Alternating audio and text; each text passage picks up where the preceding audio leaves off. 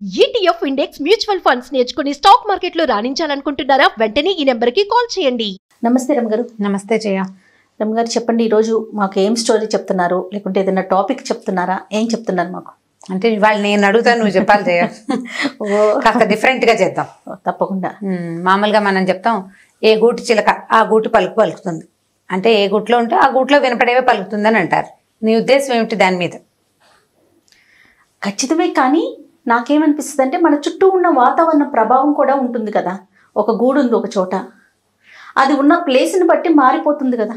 అవును అని అనిపిస్తుంది నాకు. కాదంటారా? అవును, నిజం కొంత మటుకు. కాకపోతే గూడు అంటే మన లెక్క ప్రకారం ఇల్లు కదా. అవును. ఇంట్లో ఉన్న వాతావరణం ఎక్కువ డామినేట్ చేస్తుంది. మనం చుట్టుపక్కల బయట నేర్చుకుంటాం, బయట నేర్చుకొస్తాం, కొంత స్కూల్కి వెళ్తాం, స్కూల్లో ఏవో కొన్ని నేర్చుకుంటారు పిల్లలు. బట్ ఇంట్లో ఒక రకమైన ఎన్వైర్న్మెంట్ ఉందనుకో, అంటే ఇంట్లో ఏదో కార్పొరేట్ స్కూల్కి వెళ్తారు, అంతా ఇంగ్లీషు ఉంటుంది. ఇంట్లో కనుక శ్రీకాకుళం భాష ఉంటే వాడు ఇంగ్లీష్ ఎందుకు మాట్లాడతాడు, శ్రీకాకుళం భాషే మాట్లాడతాడు కదా. వాళ్ళది అంటే ఎక్కడో ఒక చోట నేటివిటీ మిస్ కాదు, నేటివిటీ పోదు. ఇంట్లో బూతులాడే అమ్మో నాన్నో, బూతులాడే తాతో నాయనమ్మో అలా ఉన్నారనుకో, ఆ పదాలు ఆటోమేటిక్గా సహజంగా, అంటే అది బూతుగా కాదు, న్యాచురల్ వేలో వచ్చేస్తాయి. మనం మాట్లాడే పడికట్టు పదాలు, వస్తువులకి మనం పెట్టే పేర్లు. ఇడ్లీ ప్లేట్ అంటాం మనం, ఇడ్లీ సిబ్బులు అంటారు. సిబ్బు అంటే ఏమిటో తెలియలే నాకు. ఒక అమ్మాయి దగ్గర విని ఇడ్లీ సిబ్బులు. ఆ అమ్మాయి లిటిల్ ఫ్లవర్స్ స్కూల్లో కాలేజీలో చదివింది. ఆ బీటెక్ అదేమిటి పుల్లారెడ్డి కాలేజీలో చదివి, ఎంత మంచి మంచి కాలేజీ మంచివి కదా. సిబ్బుల అంటే ఏమిటి అంటే ఇడ్లీవి పెడతాం కదా, అవే సిబ్బులు. ఆ సిబ్బి పదం నా చిన్నప్పుడు మా నాయనమ్మ అనేది. తర్వాత మా ఇంట్లో నేను అసలు వినలా, మా అక్కయ్య వాళ్ళకు కూడా అలవాట్లేదు. అంత పాతకాలపు పదాలు ఎలా ఉన్నాయంటే వాళ్ళ ఇంట్లో ఉంది.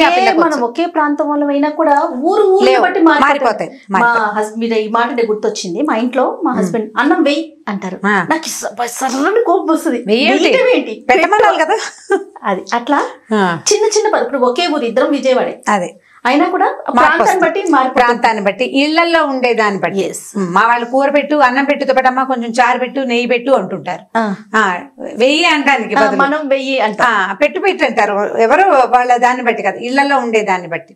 సో ఇప్పుడు మనం పిల్లల్ని మంచి నాగరికులుగా తయారు చేయాలంటే మంచి స్కూలు, మంచి అట్మాస్ఫియర్ బయట, దాంతోపాటు ఇంట్లో కూడా మంచి అట్మాస్ఫియర్ని క్రియేట్ చేయాలి. ఎట్లా? మొదటిది మీ భాష, మీ భావాలు, మీ ఉద్దేశాలు, ప్రపంచం పట్ల మీరు ఎట్లా రెస్పాండ్ అవుతున్నారు, ఎట్లా రియాక్ట్ అవుతున్నారు అనే దాన్ని బట్టే వాళ్ళు దేశ ప్రేమికులుగాను, లేదా దేశ భాష పట్ల ప్రేమికులుగాను, సమాజం పట్ల ప్రేమికులుగాను ఉండడానికి అవకాశం ఉంది. మీ ఇంట్లో మీరు ఈ దేశం మాకేమిచ్చింది అని మాట్లాడుతుంటే వాళ్ళు కూడా అదే మాట్లాడతారు. మనం దేశ ప్రేమికులుగా ఉన్నాం, మనకి బాగా దేశభక్తి ఉంది, ఇండియా ఎంతసేపు దాని గురించి మాట్లాడతాం. పిల్లలు ఆటోమేటిక్ గా అలాంటి భావాలు, ఎవడో 10 మందిలో ఒకడు కొంచెం వ్యతిరేకంగా ఉంటారు కానీ జనరల్ గా అదే వస్తుంది. ఇప్పుడు దీని మీద మనకి ఎన్ని కథలు ఉన్నాయో జయ, ఎన్ని రకాల కథలు చెప్పుకోవచ్చు మనం. చిన్న పొన్న కథలు, అసలు 2 పేజీలు 1 పేజీల కథలు చందమామల్లో కూడా కోకొల్లలుగా దొరుకుతాయి. మా చిన్నప్పుడు ఒక కథ చెప్తుండేవారు. ఇది సీనమత్త అని ఆవిడ, మా బంధువులు, ఆవిడ ఒకసారి చెప్పగా, కాదరమ్మ గారు ఇప్పుడు ఇంతకీ మీరు ఏమంటారు? ఏ గూటి చిలక ఆ గూటి పలుకుతుంది, కానీ చుట్టూ ఉన్న వాతావరణం బట్టి మార్పు రాదంటారా? కొంతే వస్తుంది అంటున్నాను. వాడి మెయిన్ థీమ్ ఇంట్లోనే ఉంటుంది, పిల్లల మెయిన్ థింగ్ ఇంట్లోనే ఉంటుంది. ఓకే, గూట్లో గూడు మెయిన్ అంతే, మిగిలినవన్నీ ప్లస్లు. ఓకే, నువ్వు అత్యద్భుతమైన స్కూల్లో చేర్చినా నువ్వు ఇంట్లో శ్రీకాకుళం భాషే మాట్లాడతామంటే పిల్లలు దాంట్లో నుంచి బయటపడలేకపోతారు. స్కూల్ వరకు ఆ భాష మాట్లాడినా మన ఇంటికి వచ్చినాక యాజ్ ఇట్ ఈస్ అయిపోతారా? అంతే. ఇప్పుడు నేను భాష శ్రీకాకుళం అంటే ఎక్కిరిస్తున్నాను అనుకోకండి. యాస మనకి అది మన భావాలు ఎటువైపు ఉంటే అటు. ఎవరినైనా సరే కొట్టైనా లాక్కోవాలనే ఉద్దేశం ఇంట్లో ఉన్న వాతావరణంలో ఉందనుకోండి, పిల్లడు కొట్టేవాడుగానే ఉంటాడు. హెల్ప్ చేయాలనే భావం ఇంట్లో ఉందనుకోండి, హెల్ప్ఫుల్ గా మారటానికి అవకాశం ఉంటుంది. 100% అంటే 100కి 100% అని నేను చెప్పను, 90% అవకాశం ఉంటుంది. సో ఇల్లే మెయిన్ ప్రయారిటీ, ఇల్లే మెయిన్. దీని నుంచి నువ్వు చేర్పించే స్కూలు, నువ్వు పంపించే ట్యూషన్, మీరు పిల్లల్ని కలిపే సోషల్ గ్యాదరింగ్స్. మనం పిల్లల్ని ఎక్కడికి ఆడుకోవడానికి పంపిస్తున్నామో, మనం ఎవరిని కలవడానికి వెళ్తున్నామో అవన్నీ ప్లస్. ఏం చూపిస్తున్నాము, మనం ఏ ఊళ్ళు తీసుకెళ్తాం, మనం ఎవరిళ్ళకి తీసుకెళ్తాం, మన దగ్గర మనకున్న సమాజం ఏమిటి, మనతో పాటు ఉండే సోషల్ ఇదొకటి ఉంటుంది, ఎన్వైరన్మెంట్ ఒకటి ఉంటుంది కదా, అవన్నీ ప్లస్లు. మొదటిది ఇల్లు, అంతే. ఇక అందులో ఎలాంటి డౌట్ లేదు. ఇంట్లో చూసిన దాన్నే పిల్లలు చేస్తారు. మా అక్క అంటుందండి ఇప్పుడు, విత్ ఒకటైతే మొక్కటి వస్తుందా అనేసి. రాదు కదా. ఏదైనా గబుక్కున్న పిల్లలు ఏదైనా చేస్తే వాళ్ళ నాన్నలాగానే చేస్తుంది అట్లా అంటే మరి అంతే కదా, విత్ ఒకటేస్తే మొక్క ఒకటి వస్తుంది, అది రాదు కదా. అది రావడానికి అవకాశం లేదు. అయితే ఒక కథ చెప్తాను చూడండి, సరదాగా బాగుంటుంది. ఒక ఊళ్ళో ఒక ముసలమ్మ ఉంది.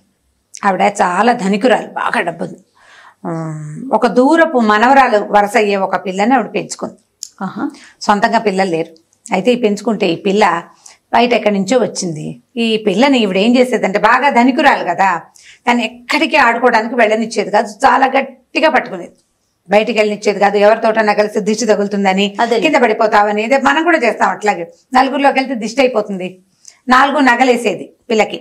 దాన్ని బయటికి తీసుకెళ్ళి ఎవరికైనా చూపిస్తే అందరు అమ్మో దీనికి ఎన్ని నగలు అని దిష్టి కొడతారు కదా, అందుకని బయటికి వెళ్ళనిచ్చేది కాదు. పిల్లలకి ఏమని ఉంటుంది, నగ నాణ్యం పెట్టుకుని మంచి బట్టలు వేసుకుంటే అందరికీ చూపించాలని ఉంటుంది. అదే చూపించేది కాదు. దానికి అలంకారం చేసి ఇంట్లోనే కూర్చోబెట్టేది, వస్తువులు ఇచ్చి ఇంట్లోనే ఆడుకోమనేది. ఎవ్వరికి ఏమీ ఇవ్వనిచ్చేది కాదు, ఎక్కడికి పోనిచ్చేది కాదు. అయితే ఈ పిల్ల ఏం చేసేది, మెతగ్గా అవ్వ వెనకాల, దానికి బీద ఇంట్లో నుంచి వచ్చింది పాపం. ఆ పాప అవ్వ దగ్గర డబ్బులు ఉన్నాయి, కొన్నాళ్ళు అణుకుగా ఉంటే బాగుంటుందని వాళ్ళ అమ్మ నాన్న దాన్ని బాగా నచ్చ చెప్పి పంపించారు. అది చనుక్కుంటుండేది, ముసలిముండ చస్తే పీడ విరగడవుతుందని అనుకుంటూ ఉండేది. ఎప్పుడు చస్తుందో, దీని పీడ ఎప్పుడు విరగడవుతుందో, చస్తున్నానని చనుక్కుంటూ ఉండేదన్నమాట. అయితే ముసలమ్మకి వినపడేది కాదు, అది కొనుక్కుంటూ ఉండేది. అయితే ఏమైందంటే, పిల్లకి ఒక్కతే ఉండి బోర్ కొడుతుంది, దానికి తోచట్లేదని వాళ్ళ అమ్మ నాన్న వచ్చినప్పుడు చెప్తే ఈ అవ్వ ఏం చేసిందంటే, ఓ 3-4 చిలకల్ని పట్టుకొచ్చింది పిల్లకి కాలక్షేపానికి. ఈ చిలకల్లో ఒక చిలక మంచి యాక్టివ్ చిలక, దానికి మాటలు వచ్చినాయి కొద్దిగా. రా రా అంటాం, వద్దు వద్దు వెళ్ళు వెళ్ళు అంటాం వచ్చినాయి. వస్తే చిలక్కి కొన్ని చిలకలకి మాటలు వస్తాయి కదా, రామా రామా అంటాం నేర్పించచ్చు. అది మనలాగా అందు ఒక చిన్న కీర్ అనే ఒక చిత్రమైన సౌండ్ తోటి అంటుంది. ఈ పిల్ల ఈ ముసలమండి ఎప్పుడు చూస్తుందో అనే వాక్యాన్ని అది పట్టేసుకుంది ఆ చిలక. అది ఒక్కో పదం గుణించుకుని నేర్చుకుంటే ఒకరోజు ఏమైంది, ఈ చిన్నపిల్ల వాళ్ళ అమ్మ నాన్న ఏదో పండగ వస్తే పిల్లని మిగిలిన పిల్లలతో పాటు 2 రోజులు ఉంచుకొని పంపిస్తామని అవ్వని బాగా బతిమలాడి ఈ పిల్లని తీసుకెళ్లారు. ఈ చిలక్కి అంతకుముందు పిల్లతో ఆడుకుంటూ కబుర్లు చెప్తూ ఉండేది. ఉండుండి దానికి మాట్లాడాలనిపించినప్పుడు, దానికి లోపల రటన్గా ఉంది కదా, నాళ్ళు మాట్లాడుతుంది. ఈ ముసలమండి ఎప్పుడు వస్తుందో అంటే మొదలుపెట్టింది. 2 సార్లు 3 సార్లు విన్నాక ముసలమ్మకి ఇది ఏదో మాట్లాడుతుంది ఏమిటా అని శ్రద్ధగా వింటే ఇదే డైలాగు వినపడ్డం మొదలుపెట్టింది. అయ్యో రామ, ఇదేమిటి ఇలాంటి మాటలు నేర్చుకుంది పాపిష్టి చిలక అని దానికి కేకలేసింది. నీకు అన్నం పెట్టిన, నీకు అది పెట్టిన, ఇది పెట్టిన అని బెదిరించింది. బెదిరిస్తే అది ఈవిడ మాట్లాడిన కొద్దీ ముసలిమండి ఎప్పుడు వస్తుందో అంటాం మొదలుపెట్టింది. చిలకలకి రెట్టించిన కొద్దీ మాట్లాడుతుంది. ఈవిడ ఏమైనా పెట్టనంటే మళ్ళీ అదే డైలాగు, తిడితే మళ్ళీ అదే డైలాగు. ఈవిడ ఏమన్నా దానికి అదే వచ్చు, అదే అంటుంది. ఏం చేసింది, 2 పూటలు చూసింది. ఆ పిల్ల నేర్పించిందేమో అని అనుమానం ఈవిడికి రాల. పిల్ల మెతకది, మంచి పిల్ల. బయటికి వెళ్ళొద్దు అంటే చెప్పిన మాట విని ఇంట్లోనే ఉంటుంది. అది పాప ఎందుకు చిన్న పాప ఎందుకు నేర్పిస్తుంది, ఈ చిలకే దిక్కుమాలి చిలక ఎక్కడి నుంచో తెచ్చాం, పాపిష్టి చిలకి ఇలాంటి పిచ్చి మాటలు వచ్చినాయని ఆవిడ తిట్టుకుని ఏం చేసిందంటే, పక్కన ఒక బ్రాహ్మణ కుటుంబం దగ్గరికి వెళ్ళిందట.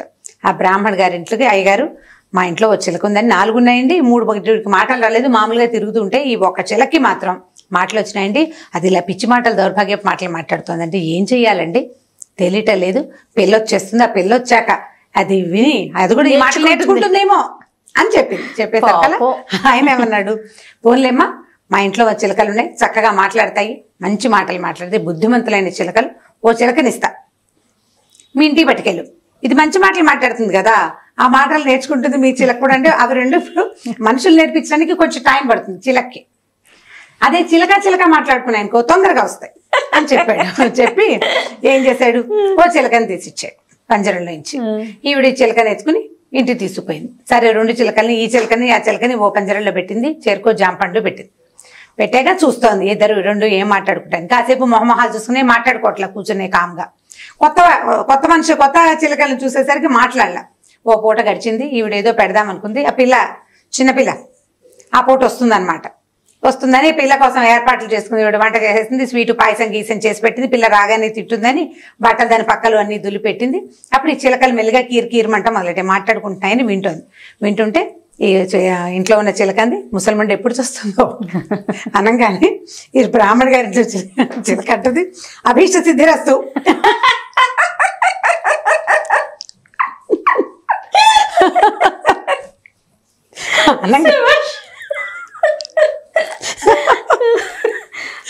ముసలాడికి ఒళ్ళు మండిపోయింది.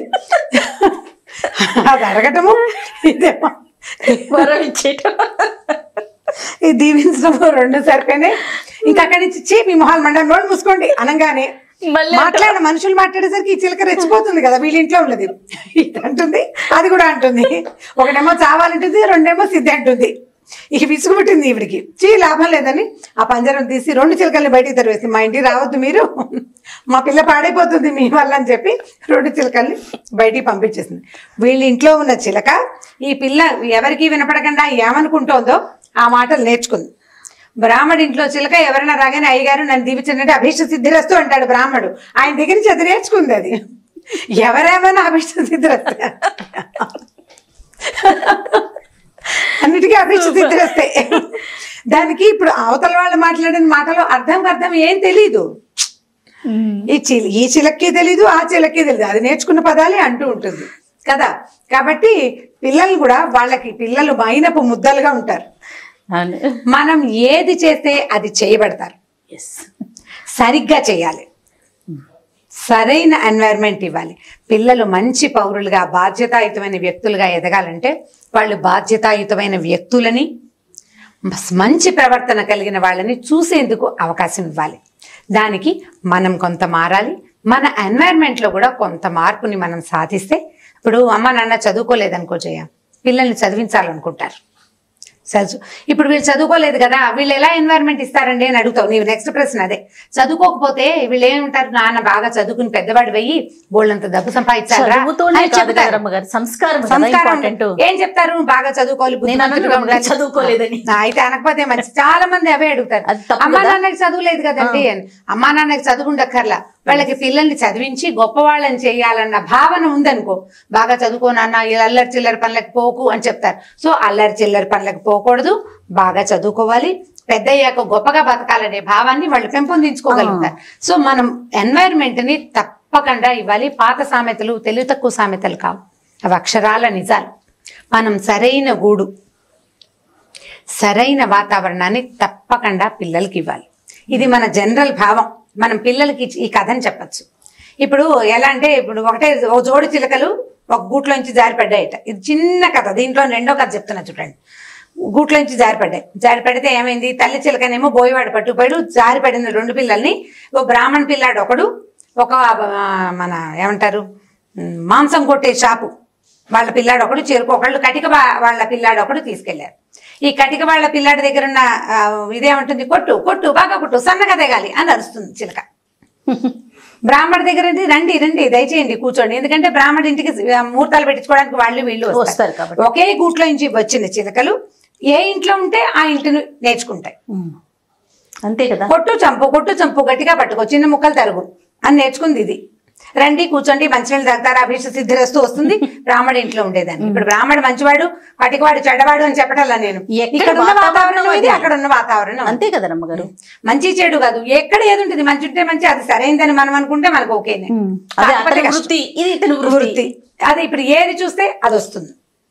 కాబట్టి మనం సరైంది చూపించాలి పిల్లలకి. దీని మీద బాగా ఆలోచించండి. మామ్స్ అందరూ ఆలోచించమని చెప్తున్నాను.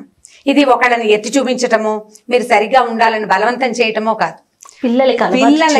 పిల్లలకి మనం మంచి పిల్లలు, మన పిల్లలు బెస్ట్ కిడ్స్ అనిపించుకోవాలంటే బెస్ట్ థింగ్ అంటే బెస్ట్ బట్టలు, బెస్ట్ ఫుడే కాదు, అదే కాదు ఎన్వైరన్మెంట్ కూడా, మంచి విధానం, మంచి ప్రవర్తన అనేది కదా. దాంట్లో ఆ ప్రవర్తనకి మనం కూడా ఒక కారణంగా ఉంటాం కదా. సో మనం పోట్లాడుకోవటం, విపరీతానికి ఎక్సైట్ అయిపోయి అన్నిటికీ యుద్ధం ప్రదర్శించడం అది చేయకూడదు. మనం డిప్రెస్ అయిపోవటం, మనం ఎప్పుడు డిప్రెస్ అయిపోతుంటే పిల్లలు కూడా అదే అన్నిటికీ బెంగ పెట్టుకుని తల్లులు ఏడుస్తారు, పిల్లలు కూడా ఏడిపోయి తెలుసుకుంటారు. ఏడ్చి సాధించాలి, లేదా ఏడ్చి దిగులు పడి నేల కుంగి కుసించిపోతారు పిల్లలు. అవి ఏవి చేయకుండా జాగ్రత్తగా ధైర్యంగా ఉండాలి. ఇది వరకటి రోజులు కావు. ఆడపిల్లలు చక్కగా చదువుకుని బాగా వృద్ధిలోకి వస్తున్న రోజులు కదా. సో దీని మీద ఆలోచించి పిల్లలకి సరైన ఎన్వైరన్మెంట్ ఇవ్వడానికి ప్రయత్నం చేయండి. తల్లుల బాధ్యత పెద్దది, తండ్రుల బాధ్యత దాంతో అంత సమానం కాదు. కొంచెం వెనకాల ఉన్నారు వాళ్ళు, ఉంటుంది, కొద్దిగా వెనక్కుంటారు వాళ్ళు. మనం హెచ్చు బాధ్యత వహిస్తాం కాబట్టి కొంచెం కేర్ఫుల్ గా మంచి వాతావరణాన్ని ఇవ్వడానికి ప్రయత్నం చేయండి. చాలా బాగుంది రమ్మగారు. ఓకే జయ, ఇంకొక స్టోరీతో మళ్ళీ కలుద్దాం తప్పకుండా. ఇక ఈ వీడియో కనుక మీకు నచ్చినట్లయితే లైక్ చేయండి, షేర్ చేయండి. మరిన్ని వీడియోస్ కోసం మా ఛానల్ని సబ్స్క్రైబ్ చేసుకోండి.